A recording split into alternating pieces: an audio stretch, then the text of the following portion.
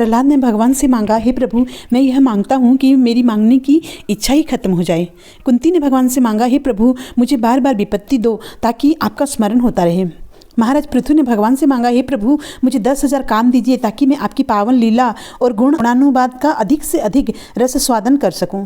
और हनुमान जी महाराज तो बड़े ही सुंदर कहते हैं कि अब प्रभु कृपा करहूँ यही भांति, सब तजी भजन करूँ दिन राति। भगवान से मांगना दोष नहीं है, लेकिन क्या मांगना है यह समझना बहुत जरूरी है। एक दिन एक शिष्य ने अपने गुरुजी से प्रश्न किया कि हम जब प्रार्थना करते हैं तो हमारे होठ हिलते हैं, पर आपके होठ कभी भी हिलते नहीं हैं, आप का कोई भाव भी नहीं देखने में आता। गुरुजी ने उत्तर में एक कथा सुनाई कि मैं एक बार एक राजमहल के सामने एक सम्राट और एक भिखारी को खड़ा देखा। भिखारी बस खड़ा था, शरीर पर फटे चिथड़े थे, शरीर जर्जर था और उसकी आंखें जैसे दियों की तरह जल रही थी। उसकी स्थिति देखकर लगता था जैसे अब गिरने वाला है। सम्राट ने उनसे पूछा, क्या चाहते हो? भिखारी ने कहा, अगर आपके द्वार पर खड़े होने से मेरी मांग का पता नहीं चलता तो कहने की कोई ज़रूरत नहीं है। क्या कहना है? मैं आपके द्वार पर खड़ा हूँ, मुझे देखिए, मेरा होना ही प्रार्थना है। गुरुजी ने कहा, मैंने उस दिन से ही प्रार्थना करना बंद कर दी। मैं परमात्मा के द्वार पर खड़ा हूँ, वह मुझे देख लेंगे। अगर मेरी स्थिति कुछ नहीं कहती तो मेरे शब्द क्या कह सकते हैं? अगर मेरी स्थिति